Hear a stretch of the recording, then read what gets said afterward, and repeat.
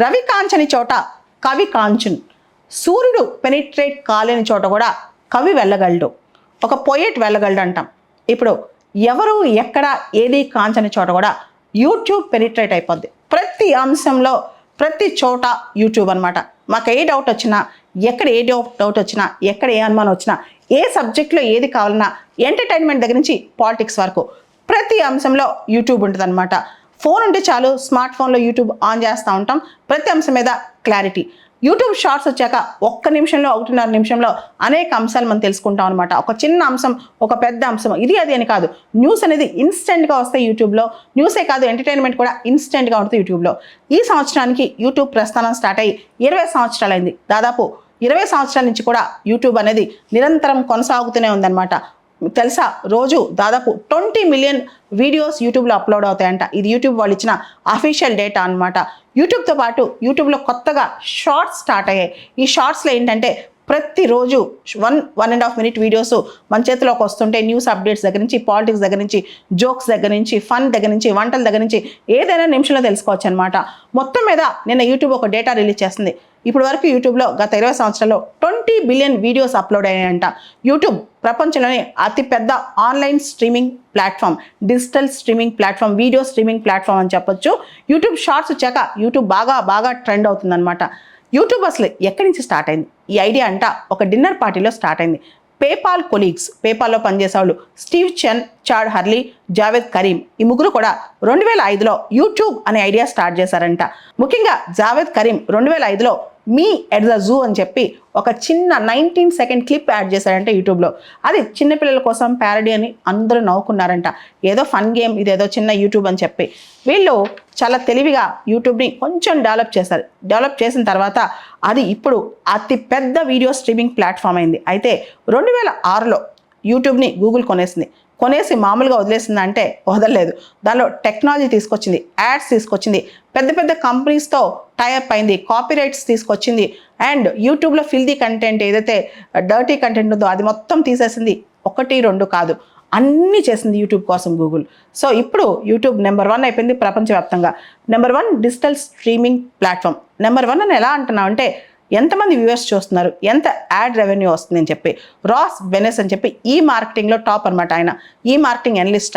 ఆయన చెప్పారు ప్రపంచంలో యూట్యూబ్ నెంబర్ 1 వ్యూవర్షిప్లో కానీ, యాడ్ రెవెన్యూలో కానీ, వీటన్నిటిలో కూడా. ప్రపంచంలో మనం చూస్తే కనుక లాస్ట్ ఇయర్ యూట్యూబ్ని దాదాపు 2.5 బిలియన్ వ్యూవర్స్ యూట్యూబ్ చూసారంట. అండ్ కేవలం యూట్యూబ్ మ్యూజిక్ అండ్ ప్రీమియం టైర్కే దాదాపు 100 మిలియన్ సబ్స్క్రైబర్స్ యాడ్ అయ్యారంట. ఇది చాలా పెద్ద హిట్ అని చెప్పొచ్చు. యూట్యూబ్ కూడా చాలామంది టీవీలో కూడా యూట్యూబే చూస్తారంట. టీవీ సెట్ ఆన్ చేసుకుని YouTube, more than billion people in the world టీవీలోంచి యూట్యూబ్ చూస్తారంట.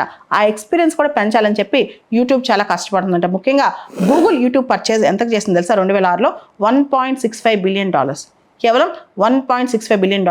ఆ తర్వాత ఆ 2006 ఆ మూమెంట్ నుంచి టెక్నాలజీ ఇండక్ట్ చేసింది, రకరకాల రెవెన్యూ షేరింగ్ మోడల్స్ ఇండక్ట్ చేసింది. క్రియేటర్స్ కూడా రెవెన్యూ వస్తుంది, యూట్యూబ్ వీడియోస్ చేసిన వాళ్ళకి కూడా రెవెన్యూ వస్తుంది అనమాట. కాబట్టి వాళ్ళు ఇంకా క్వాలిటేటివ్గా, ఇంకా ఓపికతో ఎక్కువ వీడియోస్ చేస్తూ ఉంటారనమాట. దాంతోపాటు కాపీరైట్ వయోలేషన్స్ అనే కాన్సెప్ట్ తీసుకొచ్చింది. ఇప్పుడు నెట్ఫ్లిక్స్తో కంపీట్ అవుతుంది, డిస్నీతో కంపీట్ అవుతుంది, అమెజాన్ ప్రైమ్తో కంపీట్ అవుతుంది.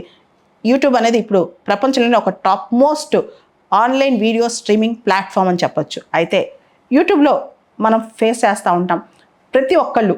దీనిలో పాజిటివ్స్ చాలా ఉన్నాయి. ప్రతి ఒక్కళ్ళు కంటెంట్ జనరేట్ చేస్తారు. Democratisation of content. ఇంతకుముందు ఒక సెలబ్రిటీ స్టేటస్, పాత రోజుల్లో సినిమాల్లో నెపోటిజం, ఫేవరెటిజం బయటికి రావాలంటే ఎవరో ఒకళ్ళు దాన్ని డైరెక్ట్ చేయాలని. ఇప్పుడు ప్రతి ఒక్కళ్ళు ఒక కంటెంట్ జనరేట్ చేయొచ్చు. ఎవరికి ఓపిక ఉంటే, ఎంత ఓపిక ఉంటే అంత కంటెంట్ జనరేట్ చేయొచ్చు. ఏ ఫీల్డ్లో కంటే ఆ ఫీల్డ్లో కంటెంట్ జనరేట్ చేయొచ్చు.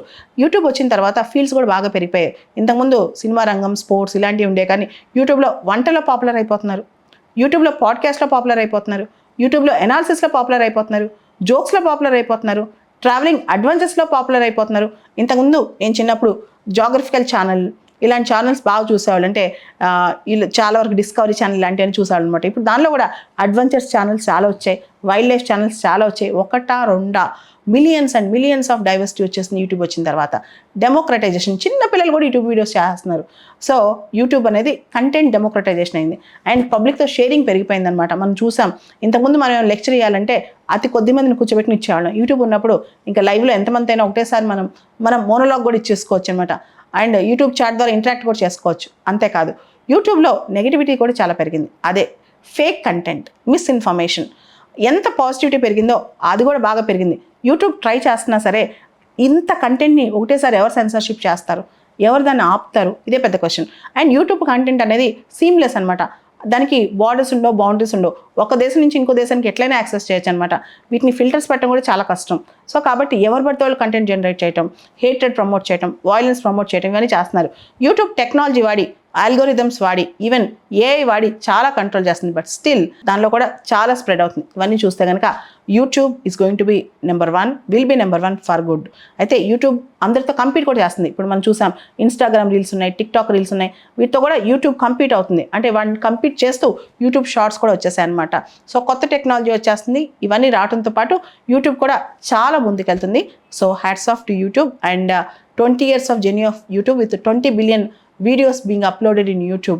కాబట్టి ఇలాంటివి మనకి యూట్యూబ్ వచ్చిన తర్వాత చదువు కూడా చాలా ఈజీ అయిపోయింది. ఏ కంటెంట్ అని ఈజీగా అతి తక్కువ టైంలో అందరికీ అందివ్వగలుగుతున్నాం. కాబట్టి మంచికి యూట్యూబ్ వాడుకుంటే ఇంకా మంచి జరుగుద్ది.